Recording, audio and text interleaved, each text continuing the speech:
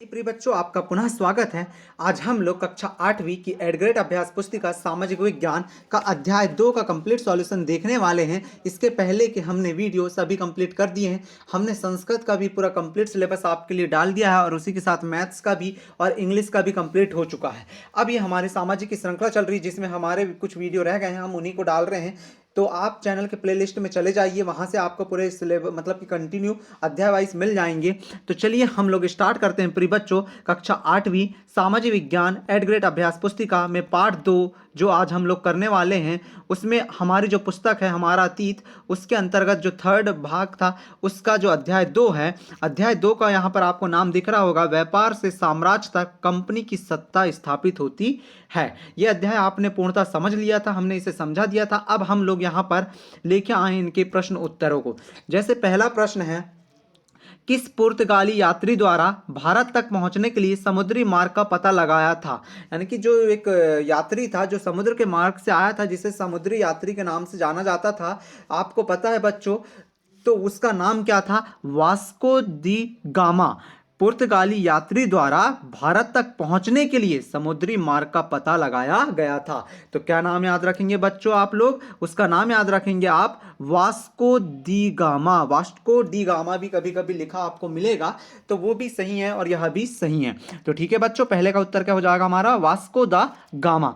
दूसरा प्रश्न लेते हैं बच्चों। दूसरा प्रश्न है, इजाजतनामे से क्या आशय था?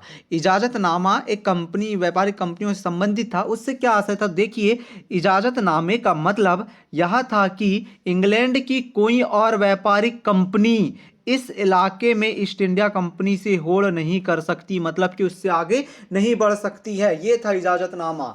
ठीक है बच्चों, आगे बढ़ते हैं। आगे अगला प्रश्न, थर्ड प्रश्न है, बक्सर के युद्ध के क्या परिणाम हुए थे? बक्सर के युद्ध के क्या परिणाम हुए थे? तो बक्सर का जो युद्ध हुआ था उसके क्या क्या परिणाम हुए? तो बक्सर के युद्ध के परिणाम यह हुए कि भारत की सर्वोच्च शक्ति सम्राट शाह आलम, उसका नवाब वजीर, बंगाल का नवाब संयुक्त रूप से पराजित हुए। इससे कंपनी की शक्ति और प्रभुत्व को नवाब और जनता को स्वीकार करना ही पड़ा। ये थे बक्सर के युद्ध के मेन परिणाम।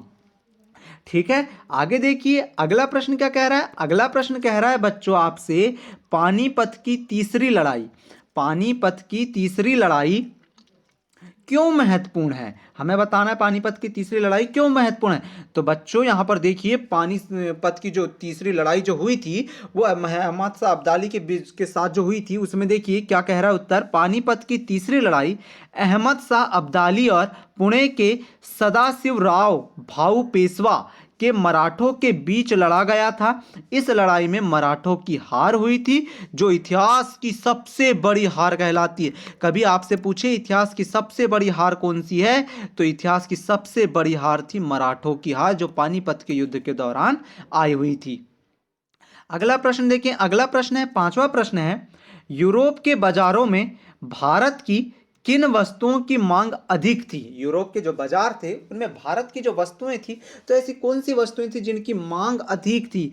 तो यहां पर देखेंगे उत्तर, यूरोप के बाजार में भारत के बने सूती बारीक कपड़े और रेशम की वस्तुओं की मांग अधिक थी। मतलब कि जो लोग थे वह सूती के वस्त्र, जो कपड़े होते थे, और रेशम की वस्तुओं को अधिक पसंद करते थे। कौन कौन सी? सूती की बारीक कपड़े और रेशम के कपड़ों को। ठीक है, और क्या क्या थी इसके अलावा? काली मिर्च, लौंग, इलायची और दालचीनी का भी अधिक मांग थी। कहां पर थी? यूरोप के बाजारों में। अगला प्रश्न देखेंगे बच्चों। अगला प्रश्न है, सहायक संधि की शर्तें क्या थी? जो सहायक संधि हुई थी, तो आपको पता है लॉर्ड वेलेजली के द्वारा जो सहायक संधि आपने पढ़ा होगा, उसकी जो शर्तें थी वो क्या थी? तो सहायक संधि की शर्तें यह थी कि बिना अंग्रेजों के अतिरिक्त किसी अन्य यूरोपीय अंग्रेजों के शत्रु राज्य के व्यक्ति को अपने दरबार में आश्रय या शरण या नौकरी कुछ भी नहीं देंगे। ये मुख्य शर्त थी सहायक संधि की। आपको भी याद रखना है, आगे भी आपको बहुत काम आने वाली है। पर बच्चों, अगर चैनल में नए हो तो प्लीज चैनल को सब्सक्राइब कीजिए यार, इतने अच्छे से हम आपको वीडियो प्रोवाइड करा रहे हैं समझाते हुए, जिससे कि आपका बहुत अधिक से अधिक फायदा हो सके। ठीक है, अगला प्रश्न देखेंगे, वारेन हेस्टिंग द्वारा न्याय व्यवस्था में क्या क्या सुधार किए गए थे। जो वारेन हेस्टिंग थे ना, उनके द्वारा जो न्याय व्यवस्था थी उसमें क्या क्या सुधार किए गए थे। तो उत्तर देखें, वारेन हेस्टिंग द्वारा न्याय व्यवस्था में प्रावधान किया गया कि हर जिले में 2 अदालतें होंगी। जो अदालतें कौन कौन सी होंगी? फौजदारी अदालत और दीवानी अदालत। उनके नाम क्या थे दोनों अदालतों के? फौजदारी अदालत और दीवानी अदालत। अब इनमें क्या होता था देखेंगे। इनमें यह होता था कि दीवानी अदालत के मुखिया यूरोपीय जिला कलेक्टर होते थे और मौलवी और हिंदू पंडित भारतीय कानूनों की व्याख्या करते थे। इस प्रकार से इस प्रश्न का उत्तर हो गया। अगला प्रश्न लेते हैं, और बहुत बहुत ही महत्वपूर्ण प्रश्न कह सकते हैं हम लोग। अगला प्रश्न है हमारा 8वां प्रश्न है, प्लासी युद्ध के क्या कारण थे? जो प्लासी का युद्ध हुआ था ना, उसके क्या क्या कारण थे? सिराजुद्दौला को याद होगा आपको प्लासी के युद्ध के लिए। तो देखिए, प्लासी के युद्ध के निम्न कारण थे। सिराजुद्दौला के विरुद्ध अंग्रेजों का षड्यंत्र, मतलब कि सिराजुद्दौला था उसके विरुद्ध अंग्रेजों का षड्यंत्र रचा गया अंग्रेजों द्वारा। अंग्रेजों और नवाब सिराजुद्दौला में तनाव, यह भी एक कारण था। अगला कारण क्या था? अंग्रेजों द्वारा किलेबंदी की गई, यह भी कारण था। कासिम बाजार व कलकत्ता पर अधिकार, यह भी एक प्लासी के युद्ध का कारण था।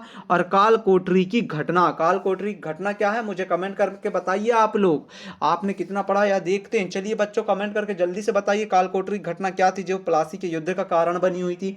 ठीक है, अगला प्रश्न ले बच्चों। अगला प्रश्न क्या है देखेंगे। अगला प्रश्न है हमारा 9वां प्रश्न है, और 9वां प्रश्न क्या कहता है? 9वां प्रश्न कह रहा है, यूरोपीय व्यापारिक कंपनियों में प्रतिस्पर्धा के क्या कारण थे? मतलब कि जो यूरोपीय व्यापारिक कंपनियां थी आपस में वो एक दूसरे से प्रतिस्पर्धा क्यों करती थी, क्या कारण था उनका?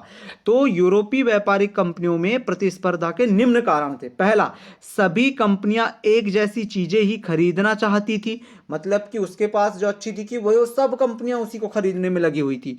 दूसरा क्या है, यूरोपीय व्यापारी कंपनियां दूसरी कंपनी को समाप्त करना चाहती थी। ये तो आज के समय भी होता है कि जो कंपनी अगर अच्छी चलती है तो उसे दूसरी कंपनी उसे नष्ट करने के लिए बहुत जल्दी से कोशिश करती है कि ये नष्ट हो जाए और मेरा व्यापार ज्यादा चले। अगला था, संपूर्ण बाजार व्यापार को अपने अधिकार में लेना चाहती थी, मतलब कि जो व्यापारी कंपनियां थी वो सोचती थी कि जो भी व्यापार है वह मेरे अधीन आ जाए और पूरा का पूरा अधिकार मेरा ही हो, किसी और का उस पर कोई अधिकार ना हो। अगला प्रश्न है 10वां प्रश्न है, लॉर्ड डलहौजी की विलय नीति क्या थी तथा इस नीति से किन किन भारतीय राज्यों को अपने नियंत्रण में लिया गया था? बहुत ही बेकार नीति थी क्या? नहीं, क्या अच्छी नीति थी? बताएं हमें कमेंट करके। लॉर्ड डलहौजी की जो विलय नीति थी, तो लॉर्ड डलहौजी की विलय नीति यह थी कि अगर किसी शासक की मृत्यु हो जाती है और उसका कोई पुरुष या मतलब कि उसका कोई बच्चा या पुत्र वारिस नहीं है, तो उसकी रियासत, मतलब कि जो भी उसकी जो मतलब कि जमीन जायदाद, उसका जो महल, उसकी जो सब कुछ साम्राज्य था उसका हड़प कर ली जाएगी। इस नीति से सतारा, संबलपुर, उदयपुर, नागपुर और झांसी भारतीय राज्यों को अपने नियंत्रण में क्या कर लिया गया? ले लिया गया। तो ठीक है, देखो यहां पर संबलपुर, उदयपुर, नागपुर, सतारा और झांसी, इन राज्यों को अपने अधीन ले लिया गया था। ठीक है बच्चों, तो इस प्रकार से आपने देखा सामाजिक विज्ञान कक्षा 8वीं का दूसरा अध्याय हमने कंप्लीट कर लिया है। अब आपको करना क्या है कि चैनल में नए हो तो पहले चैनल को सब्सक्राइब कर लेना है और दोस्तों में शेयर भी कर देना है और आपके ग्रुपों के में भी शेयर कर देना है, जिससे कि अधिक से अधिक लोगों तक यह पहुंच जाए। तो वीडियो कैसा लगा कमेंट करके अवश्य बताइएगा, और ऐसे ही वीडियो के लिए आप हमारे चैनल पर बने रहें और चैनल को लाइक और शेयर और सब्सक्राइब करना ना भूलें। कोई भी डाउट लगता है तो नीचे आपको कमेंट का ऑप्शन है, वहां जाइए, कमेंट करके आप कोई भी प्रश्न का उत्तर हो जो आपके मन में आ रहा हो, और कुछ भी अगर आपको जानना हो या कोई वीडियो की लिंक चाहिए तो सब आपको मिल जाएगी। बस आपको कमेंट करके हमें बताना है कि हमें ये चाहिए, आपके प्रश्न कीजिए, हम उनके आंसर देने के लिए तैयार हैं। ठीक है बच्चों, मिलते हैं अगले वीडियो में।